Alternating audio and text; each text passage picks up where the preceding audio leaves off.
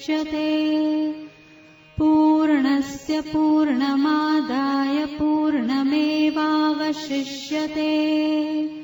ॐ शान्ति शान्ति शान्तिः। ॐ सहना भवतु सहनो भुनक्तु सह वीर्यं करवावहै तेजस्विनावधीतमस्तु मा विद्विषावहै। ओम शांति शांति शांति। सच्चिदानंद रूपाय विश्वोत्पत्त्यादिहेतवे तापत्रय विनाशाय श्रीकृष्णाय वयं नमः। हम लोग प्रेमपुरी आश्रम बम्बई में मातुश्री बेलाबेन तथा श्री मुलजी भाई विश्राम दैया स्मृति गीता चिंतन माला अंतर्गत आयोजित ये गीता ज्ञानेश्वरी का प्रवचन सुन रहे हैं। कल हम लोग गीता का 5वां श्लोक देख रहे थे और उसके ऊपर ज्ञानेश्वरी 36 पृष्ठ पर है, क्योंकि ये ज्ञानेश्वरी का विशेष सत्र है। ज्ञानेश्वरी वो भी बद्ध है, आप लोगों को वो भी बोलकर मैं अर्थ सुना रहा हूं। ये द्वितीय अध्याय में 36वां पृष्ठ पर इस समय है। पहले 18 से 31 पृष्ठ तक पहले अध्याय का बीच में सुनाया था, जहां से उपक्रम युद्ध का हो रहा था, और अब द्वितीय अध्याय चल रहा है। बहुत सुंदर। अर्जुन युद्ध न करने के लिए अनेक प्रकार की अपनी दलील पेश कर रहे हैं, कारण मीमांसा पेश कर रहे हैं। युद्ध होने पर क्या क्या हो सकता है और उसके कारण मैं नहीं करना चाहता हूं। युद्ध में क्या क्या हो सकता है, किन किन को मारना पड़ता है, उसकी यादी दे रहा है। 5वें श्लोक में हम लोग कल देखा, गुरोन् हत्वा हि महानुभावान् श्रेयो भोक्तुं भैक्षमपि लोके हत्वार्थकामस्तु गुरूनिहैव भुञ्जीय भोगान् रुधिरप्रदिग्धान्। हे भगवन्, महानुभावान् गुरून् अहत्वा, महानुभाव अर्थात अत्यंत श्रेष्ठ ऐसे महापुरुषों को, सज्जनों को, गुरु लोगों का ये विशेषण है महानुभाव, अर्थात संत पुरुष, सत्पुरुष, ऐसे गुरु लोगों को बहुवचन है गुरु। अहत्वा न मार करके, लोके इस मृत्यु लोक में, भैक्षम अपि भोक्तुम श्रेय, भिक्षा अन्न खाना भी बहुत ही श्रेष्ठ है, किंतु ये करना उचित नहीं है। क्या करना उचित नहीं है? गुरून् हत्वा, गुरु लोगों को, महापुरुषों को मार करके, यह इस मृत्यु लोक में रुधिर प्रदिग्धान, खूनों से सने हुए, अर्थ कामान, अर्थ मनि धन आदि है, काम मनि उनकी इच्छा पूर्ति है। इन दोनों पुरुषार्थों को भोगान भुंजीय, अर्थात दो ही तो पुरुषार्थ मैं साध सकता हूँ। चार पुरुषार्थों में मोक्ष परम पुरुषार्थ साधना चाहिए, किंतु अर्जुन कह रहा है मैं यदि इनको मार करके केवल दो ही पुरुषार्थ प्राप्त कर सकता हूँ, अर्थ और काम, और जो है धर्म भी मिलेगा नहीं है और मोक्ष भी नहीं मिलेगा। बीच के दो है, किसी काम के नहीं है। बीच के दो तो कोई भी मनुष्य के अलावा पशु भी अपना इकट्ठा कर सकते हैं, खा पी सकते हैं। तो क्या वैसा ही मैं भुंजिया काय मैं उस भोगों को भोगू, इस प्रकार का अर्थात भोगों के लिए है। और यदि गुरु लोगों को लगाना हो तो भगवान श्री कृष्ण अपने श्री कृष्ण के पास जो है भीष्म पितामह गए थे, नहीं भीष्म पितामह के कृष्ण भगवान लेके गए थे पांडवों को। उस समय का आप लोगों को युधिष्ठिर को समझाया हुआ श्लोक बताया द्रौपदी ने पूछने पर। वे कहते हैं सब व्यक्ति पुरुष अर्थ के दास है, अर्थ किसी का पैसे का दास नहीं होता। मतलब अर्थ कहिए पैसा कहिए, सब पैसे के दास है, पैसा किसी का दास नहीं होता है। इति सत्यम महाराज बद्धोस्मि कौरवैः अर्थेन। हे महाराज मैं सत्य कहता हूँ, कौरव के अर्थों से मैं बंध गया हूँ। तो कहने का तात्पर्य भगवान को अपना स्मरण करते हुए भगवान को हृदय में रख करके अपनी लीनता प्रकट करते हैं भीष्म पितामह। अर्थात वास्तविक वे पैसे के दास नहीं थे। पैसे के लिए चाहे गुरु द्रोणाचार्य हो, चाहे भीष्म पितामह हो, महान पुरुष है, उनके लिए अर्थ कामान अर्थात कौरवों के पैसे और उन पैसों से इच्छा पूर्ति करने वाले हैं, ऐसा कभी भी विशेषण नहीं लगा सकते हैं।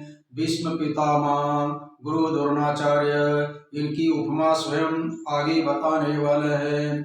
और भीष्म पितामह एक ऐसे थे जब लाक्षागृह में पांडवों को जलाया गया था, जल गए थे, लेकिन ये नहीं जल गए थे, दूसरे उतनी सी मूर्तियां जल गई थी, वो सब विदुर चाचा की करामती बचा दिए थे। तो कहने का तात्पर्य उस समय भीष्म पितामह ने इतना रोते रोते कई दिनों तक अपना कमरा ही नहीं खोला हुआ था, क्योंकि पंडु तो पहले चले गए, उनको देखभाल करने वाला कोई नहीं है और मैं भी उनकी रक्षा नहीं कर पाया, इसलिए अत्यंत दुखी थे। और उस दुख के कारण दरवाजा तक खोले नहीं थे। चाचा युधिष्ठिर जी विदुर जी को पता चला, विदुर जी ने खटखटाया और कहा तात श्री खोलिएगा। खोल दिया भीष्म पितामह ने, और भीष्म पितामह को विदुर जी बोलते हैं तात श्री जी आप चिंता मत करिएगा, मैंने उनको बचाया हुआ हूँ। गदगद हो गए। तो कहने का तात्पर्य भीष्म पितामह इतना पांडवों के प्रति स्नेह करते थे, लेकिन तभी भी कौरवों की तरफ क्यों रहे, ऐसा कोई प्रश्न कर सकते हैं।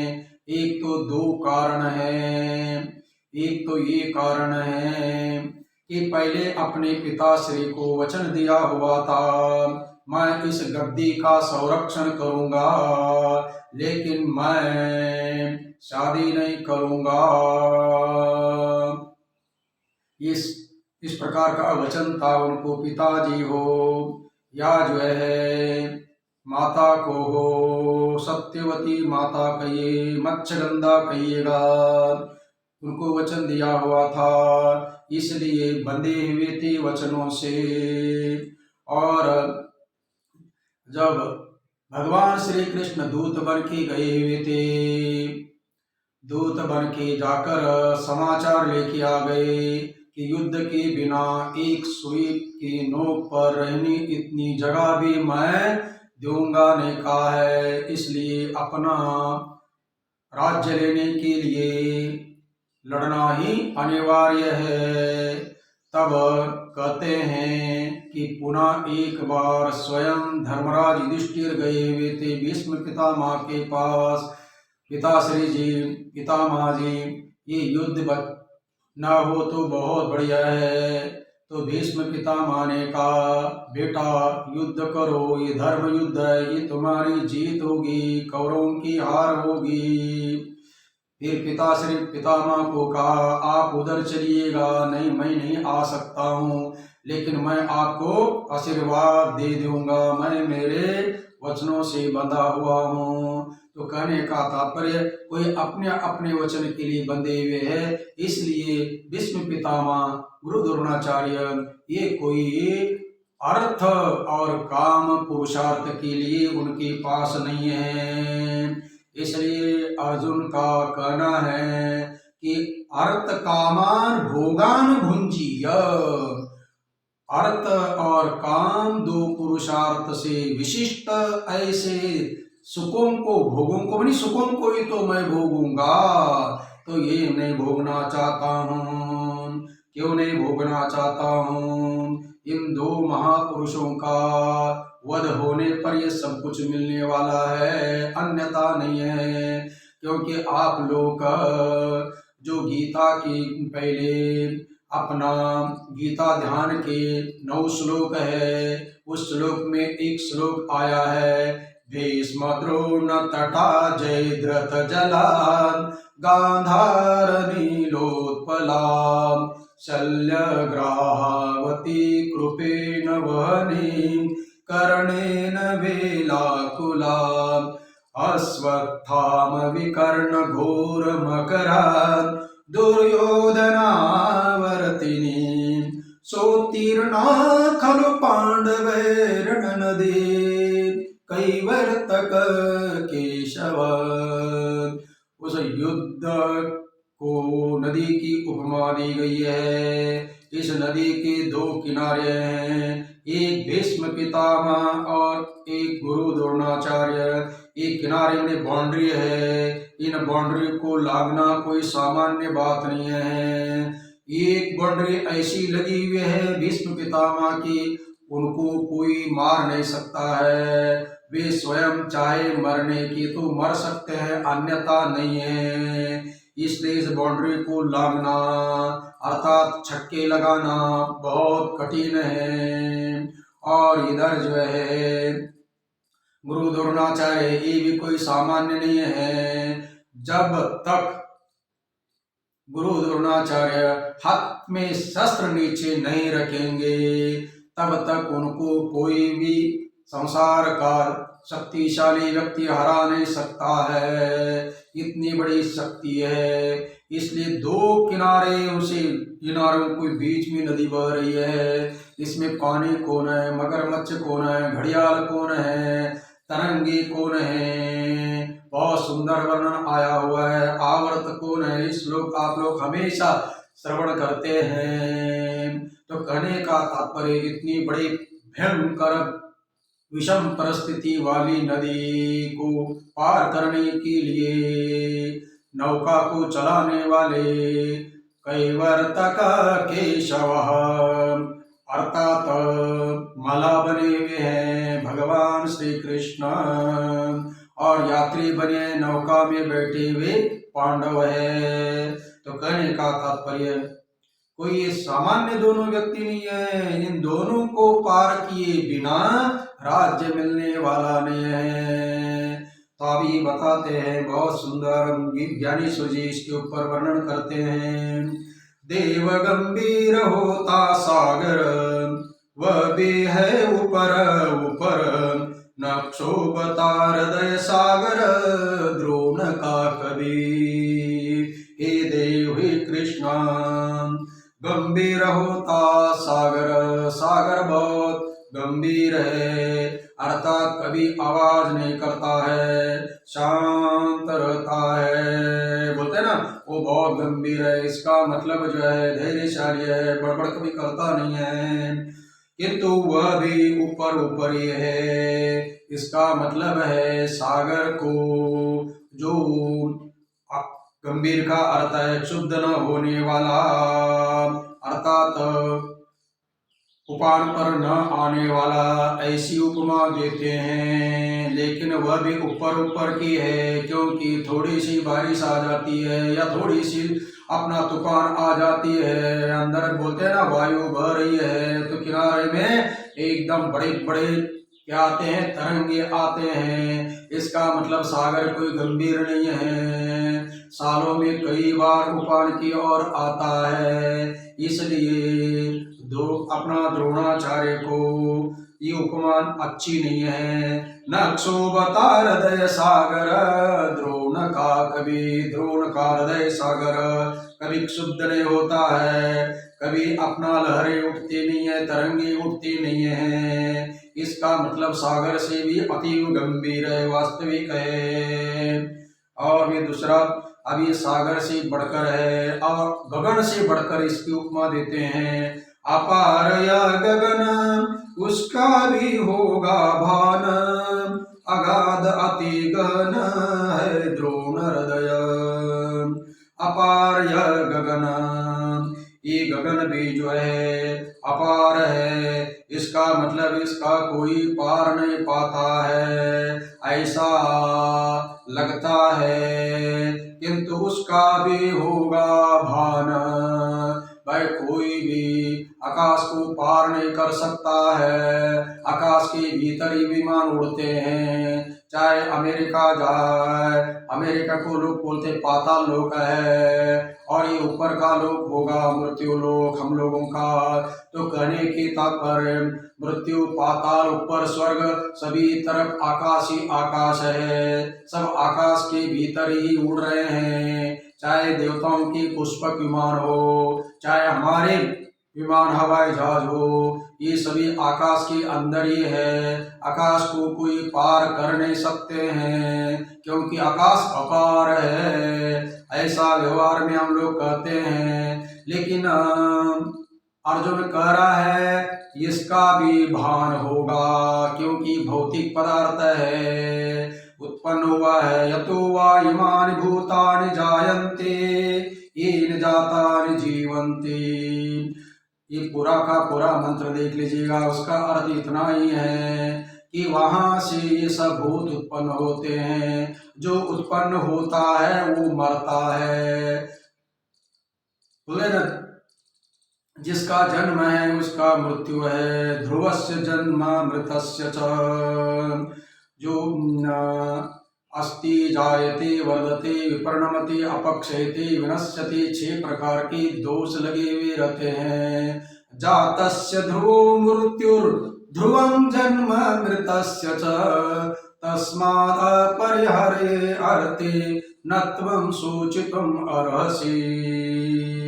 अर्जुन ये बोल रहा है, बहुत बढ़िया। या वो श्लोक भगवान की मुखारविंद से है और ये अर्जुन की मुखारविंद से है, लेकिन इतना ही कह रहा है, भगवान भी वहीं बोले जातस्य ध्रुव मृत्यु, इसका मतलब आकाश उत्पन्न होने वाला है, उत्पन्न होने वाले जो भी द्रव्य है उस द्रव्य का लक्षण किया जाता है।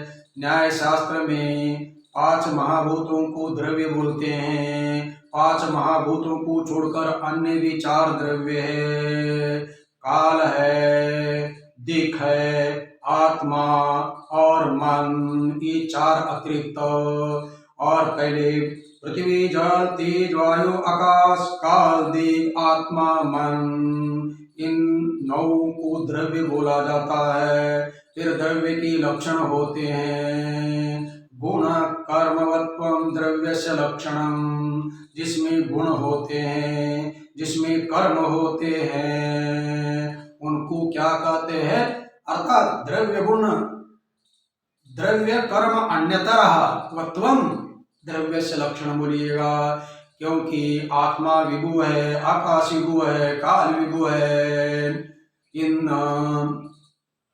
इनमें तो क्रिया होती नहीं है। जब क्रिया नहीं भी होगी तभी भी उसमें गुण तो है ही है। शब्द गुण कम आकाशम, आत्मा भी द्रव्य है क्योंकि सुख दुख आदि उसमें रहते हैं।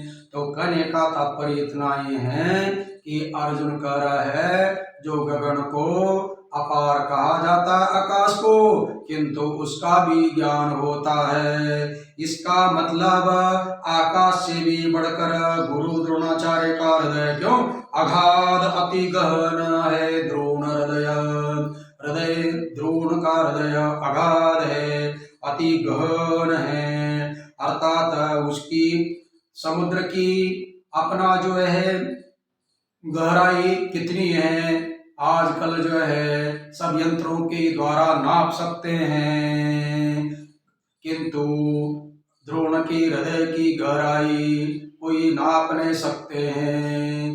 क्योंकि समुद्र हो आकाश आदि हो, इनकी गहराई आदि देखने के लिए कुछ ना कुछ उपाय है, किंतु हृदय नहीं है। हृदय सूक्ष्म है, वहाँ काटने पर कुछ मिलने वाला नहीं है, वो अलग ही भाव है। तो कहने का तात्पर्य उस हृदय में इतनी गहनता है कि किसी को पता नहीं चलता है।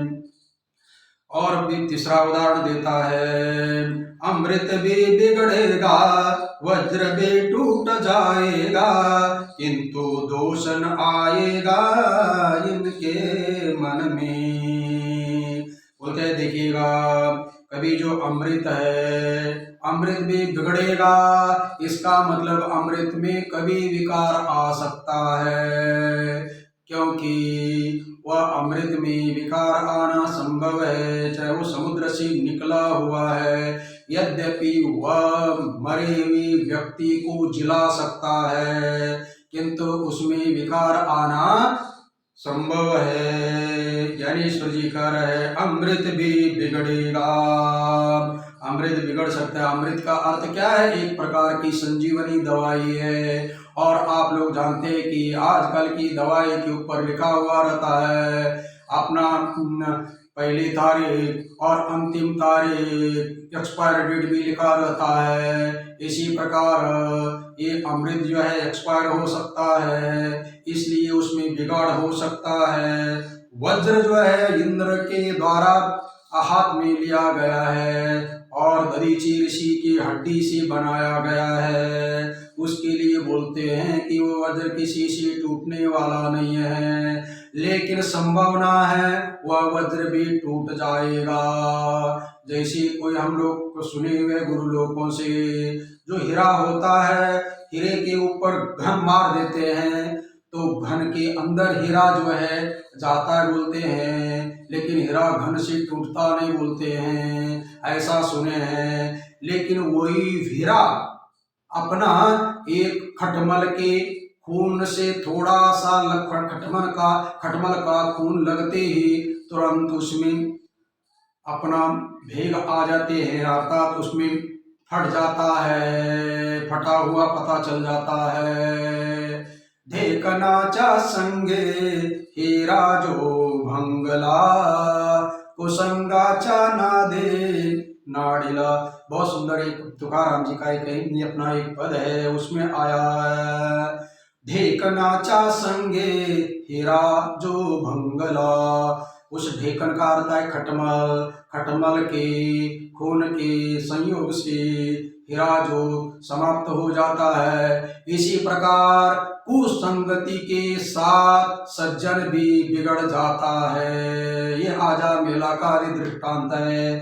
चलिएगा वज्र भी टूट जाएगा किंतु दोष न आएगा इनके मन में, किंतु गुरु द्रोणाचार्य के हृदय में शांति कभी भंग होने वाली नहीं है, कभी अशांति भंग नहीं। बोलते हैं शांति न होना, अशांत होना, इसको बोलते हैं दोष आ जाना, क्योंकि उनकी शांति कभी भंग नहीं होती है, अर्थात गंभीर है। कभी उनकी चित्त की वृत्ति में कभी बिगाड़ नहीं आता है, कभी चित्त की वृत्ति अपने लक्ष्य से लगी हुई है, वहां से हटती नहीं, टूटती नहीं है। उस लक्ष्य से हट जाना टूटना रूपी दोष है। और जो है वृत्ति में न लगना आदि बिगाड़ है।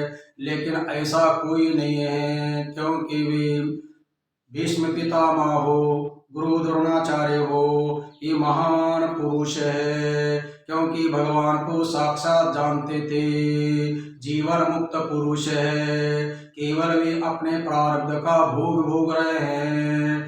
और आप लोगों को ये जो महाभारत भी हुआ है, ये भीष्म पितामह का भोग भोगने के लिए तो बना हुआ है, कई लोगों का उसमें भोग है। मान लीजिएगा भीष्म पितामह ने कृष्ण भगवान को पूछा था, हे भगवान मैंने कभी भी पाप नहीं किया, तो इस जीवन में ऐसा सरसैया पर सोने का क्या कारण है बताइएगा।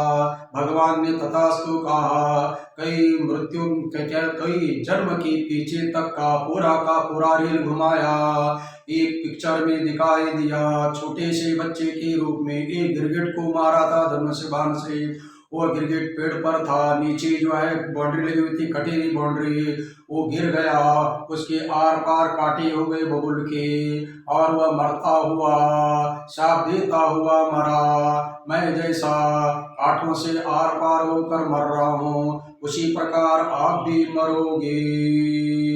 अब बताइए, बबुल के कांटे तो किसी छोटे छोटे प्राणियों के शरीर में आर पार हो सकता है, किंतु मानव के शरीर में कैसा होगा। मानव के शरीर में बाण रूपी कांटे घुस जाए, इसकी क्या बोलते हैं आयोजना किया जाए। कितना बड़ा ये आयोजन भगवान ने किया, महाभारत का युद्ध भीष्म पितामह के प्रारब्ध भोगने के लिए। तो कहने का तात्पर्य यही है कि यहाँ पर ये मुक्त जीवन मुक्त महापुरुष है भीष्म पितामह आदि, इसलिए भीष्म पितामह ने अपना धर्मराज युधिष्ठिर को बोल दिया, तुम्हारी विजय होगी, तुम्हारे साथ कृष्ण हैं, मुझे इधर ही रहने दो और मैं कृष्ण को देखते देखते मैं जाऊंगा।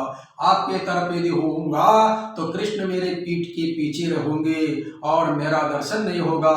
यही गुरु द्रोणाचार्य का भी कहना है। तो गुरु द्रोणाचार्य आदि जीवन मुक्त तुरीय अवस्था में पहुंचे हुए महापुरुष है। तभी तो आप लोग देखिएगा, भगवान श्री कृष्ण ने एक शब्द जो है आधा झूठ कहलवा दिया, क्योंकि उसके बिना पांडवों का काम होने वाला नहीं था। क्योंकि ये बाउंड्री है, बोला ना, भीष्म पितामह की बाउंड्री के लिए तो शिखंडी बीच में घुसा दिया और बाउंड्री पार करवा दिया, छक्का मार दिए बोल दीजिएगा। और इधर द्रोणाचार्य बचे थे, ये भी बाउंड्री से पार करना बड़ा मुश्किल था। उधर भी उन्होंने अश्वत्थामा हथा हथा नरोवा कुंजरोवा इसकी कहलवाया। कैसा कहलवा दे कि तो आप लोग विस्तार से श्रवण करते हैं, मैं तो केवल दिग्दर्शन कर रहा हूँ। क्योंकि प मनी पतीला हो जाता है, प बोलते ही ब मनी बर्तन हो जाता है, इतने आप लोग हमेशा श्रवण करते करते सुनने हो, इसलिए पूरा का विवरण करने की कोई जरूरत नहीं है। तो कहने का तात्पर्य, गुरु द्रोणाचार्य की बाउंड्री पार करना मुश्किल था। तो धर्मराज युधिष्ठिर को कहा, युधिष्ठिर आज जो है तुम्हें बोलना पड़ेगा। क्या बोलना पड़ेगा? क्योंकि द्रोणाचार्य किसी के ऊपर भी विश्वास नहीं करेंगे, एकमात्र विश्वास के पात्र है धर्मराज युधिष्ठिर। क्योंकि धर्मराज युधिष्ठिर ने ही गुरु द्रोणाचार्य को कहा था, सभी लोगों को पाठ पढ़ाते थे, सभी लोग कंठस्थ करते थे। जैसे हम लोग श्लोक कंठस्थ कर दिए और बोल दिए, इसी प्रकार हर रोज का स्वाध्याय है, उन्होंने पुस्तक पढ़ाते थे। वे दूसरे पांडववादी है, कौरवादी कंठस्थ करते थे। लेकिन 2-4 दिन के बाद में भी धर्मराज एक ही पाठ के ऊपर रुक गए। सत्यम वद धर्मम चर स्वाध्याय प्रवचनाभ्याम प्रमदितव्यम। सत्यम वद, बस ये सत्यम वद पहला जो पाठ है, उस पाठ के ऊपर ये गाड़ी रुक दी थी, आगे गाड़ी नहीं बढ़ रही थी और सत्य निष्ठ हो गए, तब गाड़ी बढ़ गई धर्मराज की। तो कहने का तात्पर्य, द्रोणाचार्य जानते थे सत्य एकमात्र बोलने वाले धर्मराज है। उनके पास जाके पूछा, क्या धर्मराज, क्या युधिष्ठिर अश्वत्थामा हता हो? उन्होंने कहा, अश्वत्थामा हता नरो व कुंजरो, बोलते ही अभी नर बोल रहे थे, वा अथवा कुंजर माने हाथी, ये दोनों का कोई सामंजस्य बैठने नहीं दिया। तब तक घड़घड़ ढंग ढंग ढंग ढंग नगाड़े बजा दिए। और पुत्र का मोह था, इसको बोलते प्रारब्ध में उतना ही था, दूसरा कुछ भी नहीं था। कुछ कुछ थोड़ी थोड़ी बातें प्रारब्ध में रहते, उतने भोगने के लिए जीवन रहता है। जैसे ही पुत्र चला गया, बोलते ही धनुषवार नीचे रख दिया और अपने स्वरूप में तुरंत स्थित हो गए। और उतने में धृष्टद्युम्न आया और धृष्टद्युम्न ने अर्थात स्वरूप में स्थित हुए को अपना गर्दन काट दिया। जैसे राजा परीक्षित 12 स्कंद श्रवण करके बोल दिया, अब मैं मेरे स्वरूप में स्थित हूँ। सुखदेव भगवान को बोल दिया, आचार्य जी को, अब जो है मेरा कर्तव्य पूरा हो गया, मुझे जो प्राप्त करना था वो प्राप्त कर दिया। स्थितोस्मि गत संध्या, मैं मेरे स्वरूप में स्थित हूँ। अब मेरा जो है वो तक्षक कुछ बिगड़ेगा नहीं है। इतना कह कर वे बैठ गए। सुखदेव जी महाराज आए, वे रहा से वो चले गए और इधर तक्षक ने काटा, लेकिन कब काटा? वे अपने स्वरूप में स्थित होने के बाद में काटा, इसलिए काटने का कुछ प्रभाव नहीं होता है। लेकिन जन्मेंजय को ये बात का पता नहीं है, उनको ज्ञान की बातें क्या पता है, तुर्यावस्था का क्या पता है। उन्होंने सर्पयाग आदि किया, फिर उनको कुष्ठ रोग हो गया। उस कुष्ठ रोग की निवारण करने के लिए वैशंपायन के द्वारा महाभारत सुनाया गया। और उनके पिताजी को तो तक्षक क्या बोलते 7 दिन की मृत्यु आने वाली थी, उसको बचने के लिए श्रीमद् भागवत सुनाया। तो कहने का तात्पर्य, गुरु द्रोणाचार्य के मन में कभी भी दोष नहीं आएगा, कभी भी शांति भंग नहीं होगी। इतना बड़ा गुरु द्रोणाचार्य का हृदय है। और भी उपमा देते हैं, ममता होती है माता की, ख्याति है इस बात की, किंतु मूर्ति है ममता की द्रोणाचार्य। बहुत सुंदर उपमा देते हैं, ममता होती है माता की, कुपुत्रो जायेत क्वचिदपि कुमाता न भवति। माँ अपना मरना पसंद करते हैं, लेकिन पुत्र को जिलाना चाहती है।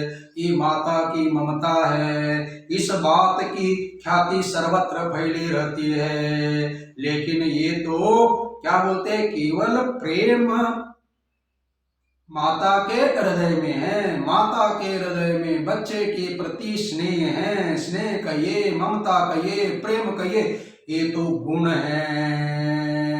अर्थात जो है गुण माने आश्रित वस्तु रहता है। जैसे ये रक्त रूप है, इस रक्त रूप को गुण बोला जाता है। इसमें जो है धागे का संयोग है, उसको गुण बोलते हैं। इसमें जो है अपना स्पर्श है, वो गुण बोला जाता है। अर्थात इसमें पार्थिव पदार्थ है, पार्थिव पदार्थ में 14 गुण होते हैं, आत्मा में 14 गुण होते हैं, कुछ विशेष गुण होते हैं, कोई सामान्य गुण होते हैं, सब मिलकर 24 गुण हैं। ये तर्क संग्रह आप लोग पढ़ते हैं, सुनते हैं तो पता चलता है। तो चलिएगा, ममता कहिए, प्रेम कहिए, स्नेह कहिए, ये सब क्या है, गुण है। अर्थात आदि है, माता का हृदय आधार है, और ममता क्या होती है, आदि है, मतलब गुण है। लेकिन द्रोणाचार्य कैसे है, किंतु मूर्ति है ममता की द्रोणाचार्य। अरे ममता की केवल मूर्ति है, घना मूर्ति, ठोस मूर्ति, अर्थात मूर्ति रूपी आधार, ममता रूपी आधार है। अर्थात माता और माता की ममता, इसमें आधार आदि भाव होता है, लेकिन द्रोणाचार्य में आधे आधार भाव नहीं है, केवल ठोस प्रेम की मूर्ति है, ममता की मूर्ति है, इतना सुंदर विशेषण देते हैं। साक्षात प्रेम की मूर्ति है। मूर्ति अलग और मूर्ति के गुण अलग होते हैं। अपना कृष्ण की मूर्ति हो देखते ही आप तुरंत जो है उनका श्लोक बोलते रहते हैं। कस्तूरी तिलकम ललाट पटले वक्षस्थले कौस्तुभम। ये सब गुण का वर्णन करते हैं, उनके धर्मों का, आश्रित का, विशेषणों का वर्णन करते हैं और आधार मूर्ति कृष्ण है। तो यहाँ तो साक्षात प्रेम की मूर्ति है। और कैसे है? ये है कारुण्य के आगर, सकल गुणों के सागर, विद्या सिंधु है अपार, कहता पार्थ। पार्थ भगवान श्री कृष्ण को समझा रहे हैं, गुरु द्रोणाचार्य कैसे है? ये है कारुण्य के आगर। जो समुद्र को बोला जाता है, समुद्र के किनारे में सब नमक ही नमक होता था पहले मुंबई में। इधर वसई की तरफ जाए कांदिवली, चारकोप आदि, पहला सब नमक के आगर था, ये घाटकोपर आदि। अब जो है थोड़ा दूर जाने पर मिल जाता है। पहला तो इसी उपनगरों में ही क्या था? मिठागर था, मिठ का आगर, मिठागर, मिठ मानी नमक, मिठागर, नमक का आगर अर्थात नमक का उद्गम स्थान। जैसा गोमुख को गंगा मैया का उद्गम स्थान कहा जाता है, उद्गम स्थान को आगर कहा जाता है। तो ये गुरु द्रोणाचार्य कैसे है? करुणा के आगर है। बहुत सुंदर। विठ्ठल भगवान को सभी संतों ने सर्व सुखाचे आगर, बापर कुमा देवी वर। सर्व सुखाचे आगर, सभी संतों ने सभी सुख का आगर, एकमात्र सुख का उद्गम स्थान भगवान है। क्योंकि वे सत्यम, केवल सच्चित आनंद है, सच्चिदानंद है, आनंदमय सुख का आगर है। तो इसी प्रकार क्योंकि आचार्य द्रोण भी ज्ञानी है, ब्रह्मविद है, तो ब्रह्मविद ब्रह्मयो भवति, अर्थात दोनों में कोई अंतर नहीं है। ज्ञानी भक्त तो आत्मयो में मतम, परमात्मा स्वरूप ही है। परमात्मा जैसा सुख का आगर है, आनंद का आगर है। आगर मनी उद्गम स्थान है। सागर का अर्थ है साटा, जल का संचय। सागर अलग और आगर अलग। आगर का अर्थ है उद्गम स्थान। तो ये तो गुरु द्रोणाचार्य कारुण्य के आगर है, सकल गुणों के सागर है। गुणों के सागर अर्थात गुण, जैसे सागर में पानी होलसेल भरा हुआ है, इसी प्रकार उनके हृदय में गुण होलसेल भरे हुए हैं। इसका मतलब भी क्या है? गुण के सागर है और करुणा के आगर है। और क्या है? विद्या सिंधु है ये अपार, कहता पार्थ। विद्या सिंधु है ये अपार, कहता पार्थ। विद्या का सिंधु अर्थात विद्या का समुद्र है और ये अपार है अर्थात अमर्याद है। क्योंकि इनकी विद्या का कोई पार नहीं पा सकता है, क्योंकि परमात्मा की विद्या का कोई पार नहीं पा सकता है। इसी प्रकार आचार्य द्रोण की जो विद्या है, विद्या सिंधु है, वो अपार अर्थात अमर्याद। उनकी मर्यादा का गहराई कोई पता नहीं चलेगा। जैसे उन बच्चों को गेंद ऊपर करने के लिए, लाने के लिए तिनके से तिनका मार दिया और अपना रस्सी बना दिया, ऊपर खींच लिया, तो इसको बोलते हैं विद्या सिंधु के अपार है, अमर्याद विद्या के सामने सागर है। बहुत सुंदर अपना उनकी क्या बोलते हैं विशेषण देकर उपमा दे रहे गुरु द्रोणाचार्य को। यद्यपि विद्या के समुद्र है, विद्या सिंधु कहिए, समुद्र कहिए, सागर कहिए, एक ही है विद्या के। और ऐसे महापुरुष विद्या के सागर में अपना क्या बोलते हैं, खेलते रहते हैं, आनंद लेते रहते हैं, जीवन मुक्त महापुरुष। लेकिन आचार्य भगवान एक थोड़ा सा अलग श्लोक है उनका, विक्रीडति अमृत अम्बोधो किं क्षुद्रे खातोदकै। जो शांता महंता निवसन्ति धन्या वसंत वल्लोकहितं चरन्ता तीर्णा स्वयं भीम भवार्णवम् अन्यान् जनान् अहेतुन तारयन्ता। जो है ऐसे महापुरुष जो होते हैं दूसरों के लिए जीते हैं, परोपकाराय सता विभूति होते हैं, किंतु वे तो अपने आनंद सागर में मस्त तैरते रहते हैं। उनके लिए आचार्य बोलते वे लोग अमृत के सागर में तैरते हैं, अर्थात स्विमिंग पूल में नहीं है, अमृत के अपना विक्रीडति अमृत अम्बुदो। अम्बुदी शब्द है हरि के तरह, और हरो माने अम्बुदी माने अपना समुद्र, अम्बुदो माने समुद्र में, अर्थात ये ज्ञानी महापुरुष जीवन मुक्त महापुरुष अपना क्या होते हैं अमृत के समुद्र में तैरते हैं। वे किम सूत्र खातोदकै, अरे वे क्या गटर के पानी में तैरेंगे क्या, ऐसा विवेक चूड़ामणि में कहते हैं। कहने का तात्पर्य इतना ही है कि विद्या सिंधु अपार है, ऐसे है ये महान महंत, हमसे है अति कृपावंत, अब कहो क्या करना घात असंभव यह।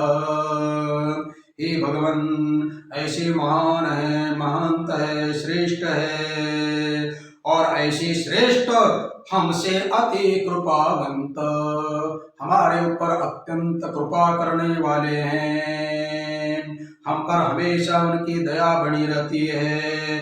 ऐसे महापुरुषों को अब कहो क्या करना घात, अब बताइए आप इनको मैं मारूं क्या, किंतु असंभव है, ये अशक्य है, मैं ऐसों को मार नहीं सकता हूँ।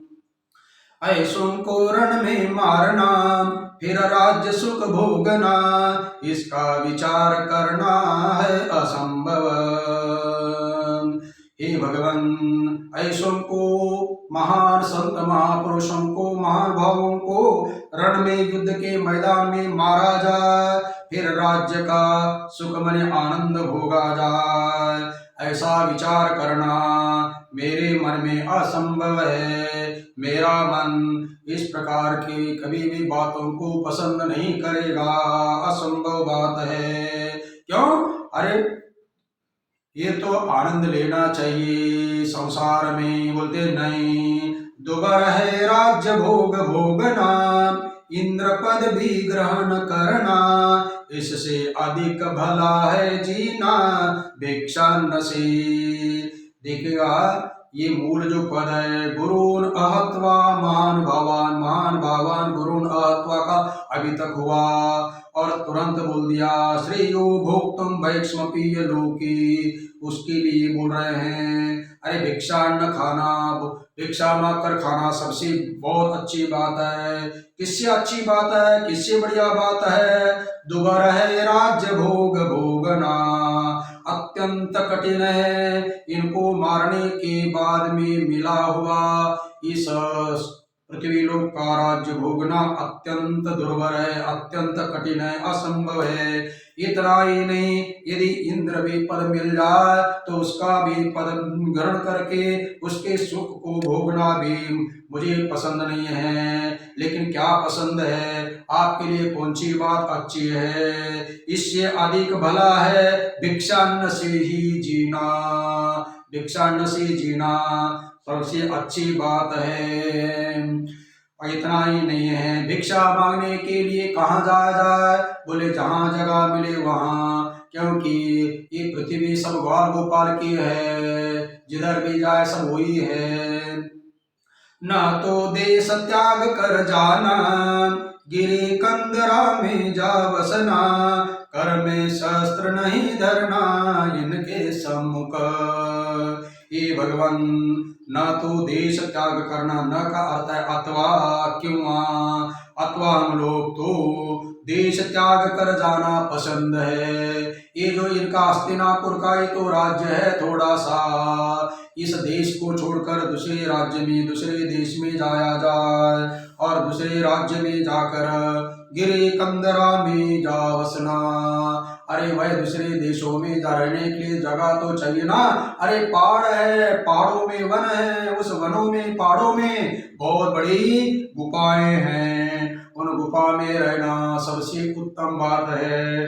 आप लोग आश्चर्य करेंगे, जितनी भी गुफाएं खोदी है वे बोलते पांडव के समय में खोदी गई है। न जाने 12 साल में कहाँ का पांडव गए और कहाँ का खुदवाए। ये बोरोली में आप लोग कड़े गुफा देखिएगा, सभी जितना भी है गुफाएं आप बोलेंगे कि पांडव काल की है, पांडव काल की लेनी बोलते हैं। इसका मतलब है कि उस समय अर्जुन ने ये घुमा है, देखा है, पहाड़ों को देखा है, पहाड़ों की गुफाओं में रहा हुआ है, नई नई गुफाएं बनाया है। इतना ही नहीं है, आपके लिए समुद्र में जो जाया जाता है, गेट ऑफ इंडिया के क्या बोलते हैं नाम तो अभी पता नहीं, गेट ऑफ इंडिया से उस तरफ आपको देखिएगा छोटा सा, वहाँ हम लोग गए थे। वो भी पांडव काल का बताते हैं। मुंबई में ही 15-20 मिनट में अपना जाते हैं और घूम के फिर उसी जहाज से वापस आते हैं। गिरी कंदरा में जाके बसना बहुत अच्छी बात है, किंतु क्या करना अच्छी बात नहीं है। कर में शस्त्र नहीं धरना इनके सम्मुख, युद्ध के मैदान में इनके सामने हाथ में शस्त्र मैं नहीं पकड़ूंगा। हाथ में शस्त्र इनके सामने लेना अच्छी बात नहीं है। इनके सामने केवल शस्त्र उठाना, हाथ में पकड़ना तो अलग, इनके सामने नीचे शस्त्र की तरफ देखना भी पाप है। पहले शस्त्रों से मर्म स्थान करना इनका भेदन, फिर इनके खून में शान पाना भोग ऐश्वर्य। बोलते पहले शस्त्रों से मर्म के स्थान पर भेद करना है। मर्म स्थान होता है हृदय, जो इनका हृदय मर्म स्थान है, उसमें पैने शस्त्रों से अर्थात शास्त्रों को निशान पर धार लगाई रहती है, उनको पैने बोलते हैं। जैसे आप लोग 24 गुरुओं के अंदर दत्तात्रेय भगवान ने एक बाण बनाने वाले को गुरु बनाया।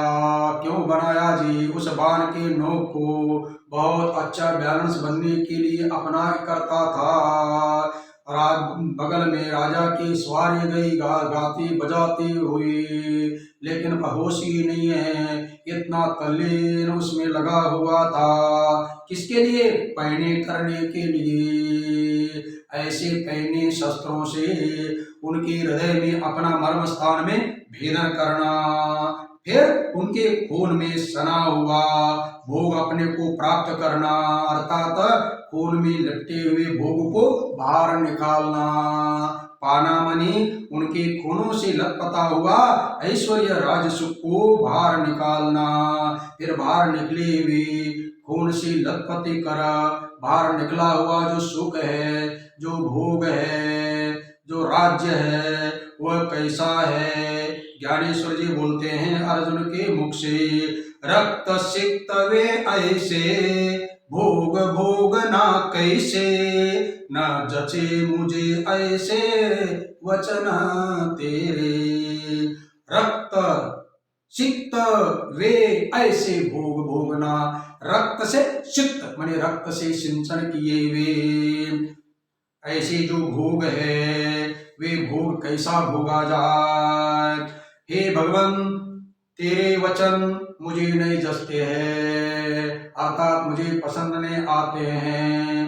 भगवान ने कहा था ना, कलेब्रह्मा संगम पार्थ नए तत्व उपपद्यते शुद्रम हृदय दौर्बल्यम तत्वा तिष्ठा परंतपा। ये जो है मारने के लिए आप कह रहे हो।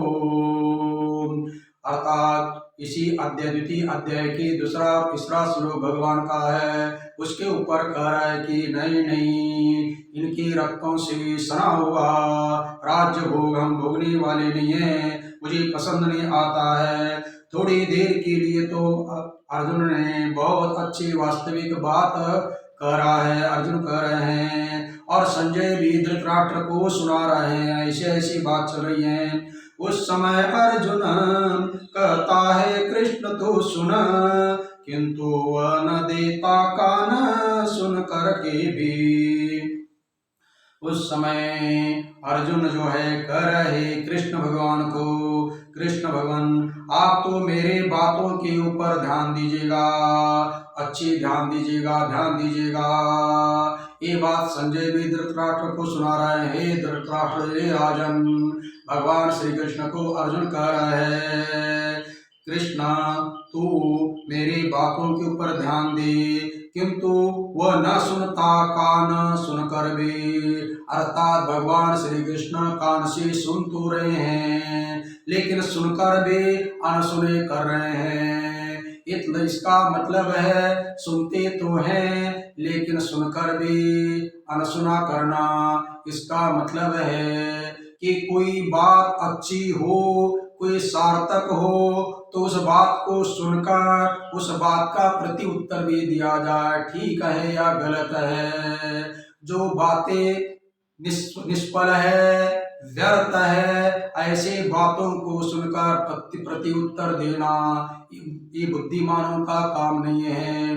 इसलिए भगवान श्री कृष्ण अर्जुन के इन बातों को निष्फल समझे।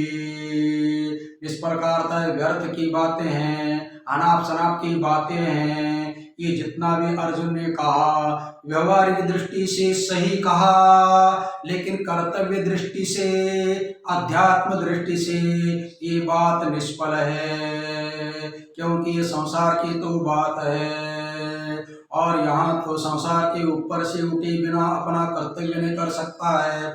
जज का ये लड़का कोई जो है फांसी देने लायक था, लेकिन जज बोलता है अरे एक बार इसको तो मौका तो सुधरने के लिए देना चाहिए। क्यों जी? अभी तक दूसरों की ऐसी आते तो बोलते तुरंत सिग्नेचर कर देता कि दलील दे देता मरने वकील को, हाँ ठीक है आप जो बोल रहे हैं ना इसको फांसी की सजा ओके बोल देता है। लेकिन अपने बच्चों को ऐसी नौबत आ जाए तो बोलता है अरे आप जानते नहीं हैं, अरे बच्चों को सुधारने के लिए मौका देना चाहिए। इस प्रकार की बातें बोलते रहते हैं, इसको बोलते अनाप शनाप, कोई भी मतलब का, क्योंकि स्वार्थ आ गया। इसी प्रकार अर्जुन की बातों को भगवान ने बिल्कुल सुना नहीं है, अनसुना किया, क्योंकि भगवान तो उनके हितैषी है। हितैषी मित्र के द्वारा बात को श्रवण करके जो इसमें हित हो उसका जो है प्रत्युत्तर देना चाहिए। प्रत्युत्तर न देते हुए चुपचाप बैठना, इसका मतलब उदासीन रहना, ये बिल्कुल अच्छी बात नहीं है। हित करने वालों को तो बोलना ही पड़ता है, क्योंकि उसी को हितैषी बोलते हैं। भगवान श्री कृष्ण पांडवों की बहुत बड़ी हितैषी है, हितैषी होने पर भी ये कुछ नहीं बोलते हैं। इसका मतलब हित की बातें तभी बोलते कि ये जो है सार्थक बात अर्जुन बोलता, तो निरर्थक बात करने के कारण भगवान ने हित करने वाली बातों को बोला ही नहीं है, हित करने वाले प्रत्युत्तर दिया ही नहीं है। यह जानकर चौंका अर्जुन, फिर से बोला अपना वचन, देता नहीं तो देव अवदान मेरे बात पर। ये जानकर चौंका अर्जुन, अर्जुन ने देखा कि भगवान मौनी बाबा हुए हैं, कुछ भी प्रत्युत्तर नहीं दे रहे हैं। इसका मतलब मैं बोल रहा हूँ, ये मैं गलत तो नहीं बोल रहा हूँ, क्योंकि कभी कभी ऐसा होता है गलत बोलने पर उत्तर नहीं दिया जाता है। जो चौंका, डरा, और डर के मारे फिर से बोलने लगा, हे भगवान आप मेरी बातों को आप ध्यान नहीं देते हैं, देता नहीं तू देव अवदान मेरे बात पर। अवदान माने ध्यान। मैं जो इतना बोल रहा हूँ जी तोड़कर बोल रहा हूँ क्या क्या दोष होते हैं इन महान भावों को मारने पर, और ये महान भाव ये सत्पुरुष कैसे है, इनका भी मैं आपके सामने उदाहरण प्रस्तुत किया। तो इन सब बातों को आप श्रवण करके भी चुपचाप बैठ रहे हैं, इसलिए अर्जुन के मन में डर लगा। अब डर लगने के बाद में मैं गलत बोलता हूँ या सही बोलता हूँ, यही भगवान को पूछने लगा। नाचेताद्विद्मा कत्र नो गरियो यद्वा जयेमा यद्वा नो जयेवो यानेव हत्वा न जिजीविषामः एव स्थितः प्रमुखे धार्तराष्ट्रः। अब अपनी बातों के ऊपर आया, भगवान को सामने मैं कुछ गलत बोल रहा हूँ लगता है, इसलिए भगवान प्रत्युत्तर नहीं दे रहे हैं। उसके लिए सब बोल रहे हैं, न च एतद्विद्मः कत्रत न गरियः। संधि है कत्रत त का न होता है और आगे न विसर्ग का नो हो गया, गरियः विसर्ग का ओ हो गया। यद्वा जयेम यदि वा न जयेवो न विसर्ग का ओ, या न एव हत्वा न जिजीविषामः ते अवस्थितः प्रमुखे धार्तराष्ट्रः। एक पदों का थोड़ा सा विग्रह हो गया। आप बोल रहे न च एतद्विद्मः, हे भगवान मैं ये नहीं जानता हूँ। क्या नहीं जानता है? मैं इस बात को अच्छी प्रकार से नहीं जान रहा हूँ। क्या नहीं जान रहा हूँ? न कत्रत गरियः, न मने हम लोगों को, कत्रत मने दो बातों में से एक बात वो नहीं जानता हूँ। कौन सी श्रेष्ठ है, अर्थात भिक्षा मांगना श्रेष्ठ है या युद्ध करना श्रेष्ठ है। इन दो कतरत का अर्थ है दोनों में से एक, गुड बेटर बोलते हैं ना, बेटर का अर्थ है दोनों में से एक। बेटर के जान जगह पे कतरत, ना हमारे लिए गरीब मनी श्रेष्ठ है, युद्ध करना श्रेष्ठ है या भिक्षा मांगना श्रेष्ठ है। इन दोनों बातों में से मैं एक बात को अच्छी प्रकार से न विद्मः, हम लोग अच्छी प्रकार से नहीं जानते हैं सही प्रकार से हमारा हित किस में है और दोनों में से क्या श्रेष्ठ है, ये बात हम लोग नहीं जानते हैं। और फिर आगे बोलता है चलो युद्ध कर भी लिया जाए। तब युद्ध करने पर यद्वा जयेम यदि वा नो जयेवो, यद्वा उनको, जय मने वयम जयेमः, क्या हम कौरवों को जीत लेंगे, यदि अथवा नो जयेवो हमें वे जीतेंगे। युद्ध में दो ही परिस्थिति होती है, एक तो हम इनको जीतेंगे या वे हमें जीतेंगे, इसके अलावा दो के अलावा तो कोई वहाँ स्थिति होती नहीं है। मान लीजिएगा यदि हमारी जीत हो जाए, उनकी हार हो जाए, यानी हत्वा इनको मार करके हमारी जीत हो जाएगी, तभी भी न जिजीविषामः, इनको मारने के बाद में हमें राज्य मिलेगा। राज्य भोगने के लिए हम जीना ही नहीं चाहते हैं, अर्थात इनके मरने के बाद में हम जीना नहीं चाहते हैं। व्यवहार में बोलते हैं ना, एक दूसरे के बिना रह नहीं सकते हैं, इसी प्रकार भगवान के बिना हम कैसे रह सकते हैं, क्योंकि भगवान सर्वस्व है, जीवन का आधार है। इसलिए बोलते हैं इनको मारने के बाद में भगवान दूर हो जाएंगे, क्योंकि वहाँ पहले अध्याय में बोल दिया इनको मारने पर हमें पाप लगेगा, पाप लगने पर हमारा पुण्य समाप्त हो जाएगा और तुम हमारे हाथों से भाग जाओगे। राज्य तो मिलेगा लेकिन आप चले जाएंगे तो हमारा बचेगा क्या है। तब ऐसी स्थिति में हम नहीं जीना चाहेंगे। ऐसे महापुरुष ते मानी जिनको मारने के बाद में हम जीना नहीं चाहते हैं, वे धार्तराष्ट्राः प्रमुखे अवस्थिताः। वे धार्तराष्ट्र मानी कौरवादि हमारे भाई है, प्रमुखे मानी युद्ध के मैदान में अवस्थिता माने खड़े हैं। ऐसों को अब मैं कैसा मारूं? ये दोनों में से एक बात मुझे बिल्कुल पता नहीं चल रही है, मैं नहीं समझ रहा हूँ। ये भगवान मुझे स्पष्ट करके बताइए। जो विचार मेरे मन में बोला मैं वह स्थान में, अब है भला जो करने में जाने वह तूई। जो मेरे मन में विचार आया था, जैसा मैं समझ गया, इस स्थान में मैं उसी प्रकार आपके सामने स्पष्ट करके बोल दिया। जो मेरे मन में था वो बोल दिया, किंतु अब जो भला है, जो करना है, तो वही जाने। मेरे हाथ में इतना ही था, जो मेरे मन में आया वो बोला। अब क्या अच्छी बात है, क्या करने लायक बात है, ये आप ही जानते हैं, आप सर्वज्ञ हैं, आप ही हमें बताइए।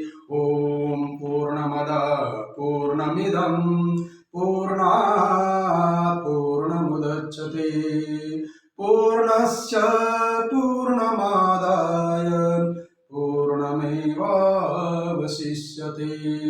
ओम शांति शांति शांति। सच्चिदानंद भगवान की जय। स्वामी प्रेमपुरी जी महाराज की जय।